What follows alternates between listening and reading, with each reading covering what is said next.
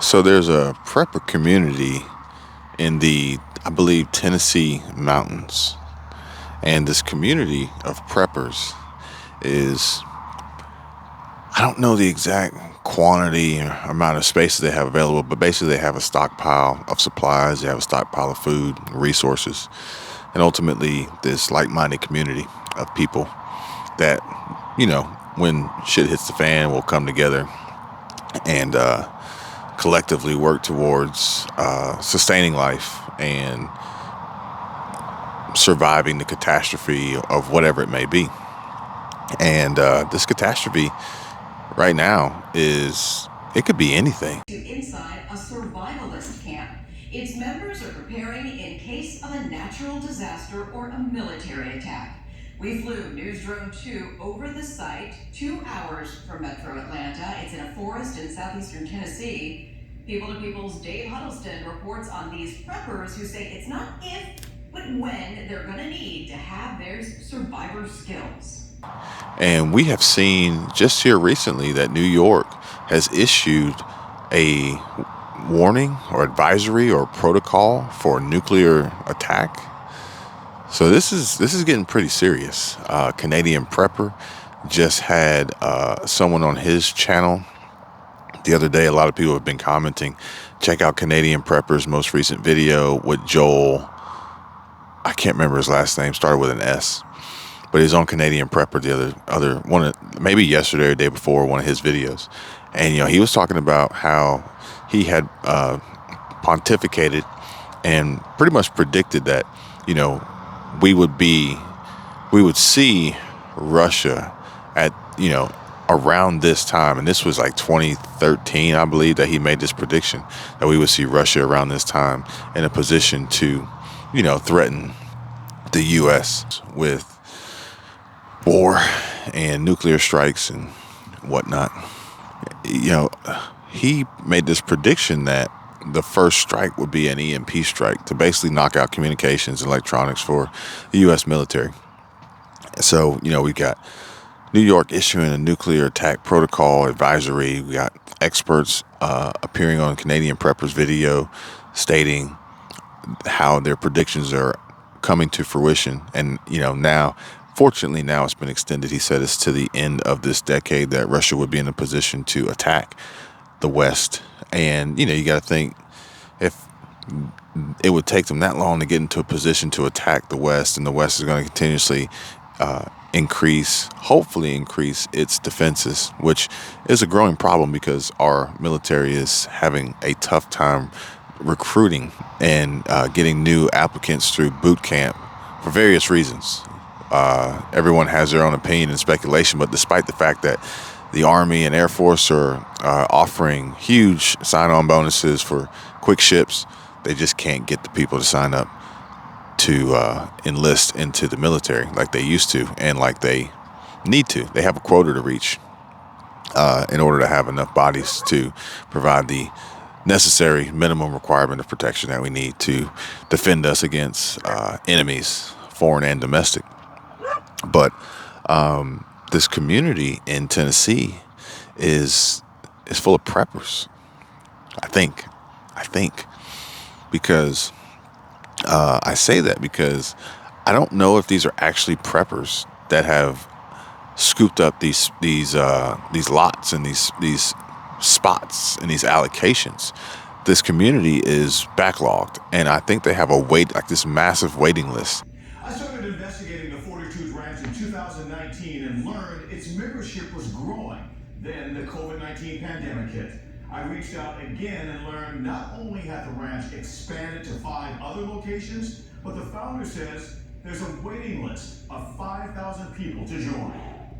A lot of people just don't think it's going to happen. And I say, well, good luck. I hope it doesn't. We all hope it doesn't happen, but we think it will. And the members currently, it's a $10,000 buy-in and I think a $1,000 a month membership. So I don't know if these are actual preppers or if these are just some of the wealthier folks out there that have the ability to buy into this and let someone else do the prepping for them. Now, I bring that up as I'm here at a farm in Oregon, And what I see behind me, I don't know if you guys can see it, but what I see behind me is a field of preppers. The traveling, camping, RV, van life, campers, outdoorsy, somewhat nomads, some are nomads, are some of the most prepared. And, despite the limitations of fuel, which we haven't seen yet, we were expecting shortages of fuel according to Love's reports for the summer, and depletions of reserves. We only had 8 days of fuel left, et cetera, et cetera. I have not seen that happen so far. I don't really right now see any indication that it will happen anytime soon. Not to say that it won't, but anytime soon. Granted, we are now in Oregon and we're seeing the price of fuel increase. We're now in the $6 range, actually mid $6 range, where until now we've seen low to mid fives. So it's almost like it's jumped up $1 a gallon. We haven't even hit California yet, so we'll have to see how bad that hurts the pocketbook and how bad that hurts the old wallet there. But the community in Tennessee is theoretically what we need more of. I think the question is would you buy in for $10,000 down and an initiation fee? And I believe it's $1,000 a month. Maybe it's $1,000 a year. That seems a little low to me. So if anybody knows, correct me if I'm wrong. I think this was actually a report that was on the news the other night that was shared with me. But we do have to get prepared. We have to stay prepared, especially if you have cities like New York issuing protocols and advisories for potential nuclear attacks. This is some serious stuff, you guys. Unfortunately, the protocol was pretty much stay inside, go inside, and stay inside, which seemed to be their same protocol for the pandemic until they issued the passports and required passports in order to go to the gym and restaurants and bars and work and school and things like that. So I don't know how strong their advisory and their notification and protocol is, but the fact that they've, had the presence of mind to even present it, it says a lot. Now, I think Putin is a little bit on edge, and, he's got a lot going on over there, and, he's making some pretty serious threats against the West. And, I think he's also about to have another baby with a mistress that I've read. I have to go into that a little bit deeper on another video and give you guys a little bit more information on that. But, I think he's on edge, and he's liable to just like pop off at any moment and do some crazy shit.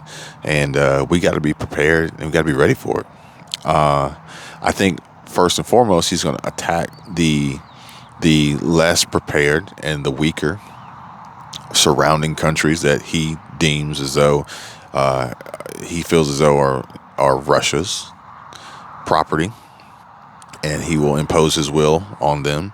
But as he does that, it will ultimately further affect negatively the supply chain, and as that occurs, it will affect us. It will, no doubt about it. Whether it cuts off a line directly to us or it cuts off a line somewhere else, and then the Biden administration decides to supplement that line by sending our resources and our reserves to them instead of us, it will affect us. End of story, plain and simple. But with that happening, you're going to see inflation. We're going to see more inflation. We're going to see higher prices. We're going to see shortages. And we're going to see people getting a little crazy out here and losing it. And we just got to be prepared for that. I don't want to see another situation like Walmart in Riverdale where, there's an argument, probably a ridiculously minor disagreement between two people in a Walmart, and then it ends in gunshots, in gunfire. And then the police and the GBI and the FBI and the SWAT team and all these enforcement agencies showing up to the scene of a Walmart meat department. Like, we don't need that, but at the end of the day, we have to realize and know that this is going to happen, and we have to be prepared for it. And I want you guys to be prepared for it as best possible. So I think more so now than ever, you know, uh, you want to make sure that you have the availability of funds in case of a cyber attack or a network outage. And so, having some available cash on hand is going to be very, very important. I know that some people may disagree with this statement, but I still believe cash is king. And that, in this particular situation, if I had my choice of a credit card, a debit card, cryptocurrency, a decentralized currency, gold, silver, or cash, and I need to go out tomorrow and buy food to feed my family and buy fuel to fuel my vehicle and my backup power supply generator, and fuel to heat my house if you're running kerosene or anything like that, or fuel for propane. I'm gonna choose cash today. I'm gonna choose cash. Yeah, inflation is hurting my cash. Inflation is making my cash less valuable. But at the end of the day, that cash is gonna be in my pocket, and it's gonna be ready and able to work for me and do its job and its intended purpose. Whereas a credit card could be declined. It could be temporarily blocked by an issuer.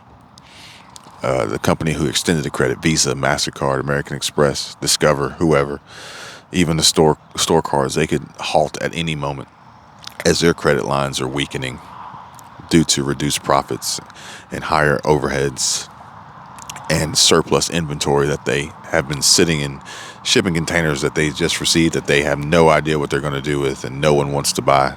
I'm going to take cash all day long. And, stocks. Stocks are great, but I can't go to the store and buy food with stocks. I can't buy fuel with stocks. Gold and silver, great ways of stored value historically. But again, no one's willing to exchange that medium for what it's worth or is capable of doing that. I can't go to Walmart. I can't go to Target. I can't go to Publix and Kroger and Lidl and Aldi and buy groceries with gold and silver. I can't do that. And to even think that crypto is the way to go right now, when multiple cryptocurrency wallets and brokers and other entities that facilitate the transactions are freezing accounts and basically deeming crypto to be worthless, zero value, and or inability to access. Cash all day long, all day, twice on Sundays. And if you disagree with me, hey, look, that's your business. But if it comes down to it, and shit hits the fan, and the systems go down, and the only way you're going to be able to get what you need is cash or bust, I hate it for you. Don't say I didn't warn you. But we got to be prepared, okay, guys?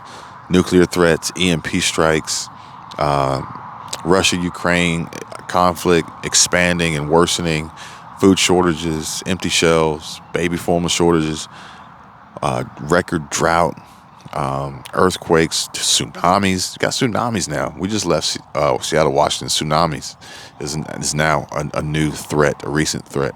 It is never ending. It's never ending. Then we got the whole border crisis. So it's like, you got to be ready, guys. Got to be ready. Got to be prepared. And, I just wanted to share that with you. If you got a travel trailer, you might want to make sure the axles are good on it, the brakes are good on it, the wheels and tires are good on it. Make sure your roof's not leaking. Make sure your generator and your battery's good. Your propane tanks are ready to go. Make sure that thing's ready, because if you need it, you don't want to have to then get that thing prepared to roll out and bug out. You don't want to. You want to make sure you do it now. And like I said, this community behind me is prepared. And there's so many of them. I can't show them to you all right now because I'd have to walk around this entire place, but they're prepared. And these guys, they know how to survive on the road and in hard times, because these travel trailers, these campers, these RVs, they're not perfect. They have problems, they have malfunctions, they have breakdowns, and you have to mend them on the go, and adjust and be versatile, be creative in order to survive. But at the end of the day, these things they drive thousands of miles, if not millions, and they make it. and they continue to make it, they're prepared. I want you guys to be prepared. So prepare yourselves for EMPs, prepare yourselves for nuclear strikes, prepare yourselves for inflation, prepare yourselves for the unprepared, because friends and family gonna come knocking on your door when shit hits the fan, and they've been lollygagging around, and now they're gonna say to you, all right, now what do I do? Well, now what you do is, you get down and pray, because USOL, you should have been doing this before it was too late. Now here we are today. You guys take care. Be safe out there, all right? I'll see you soon.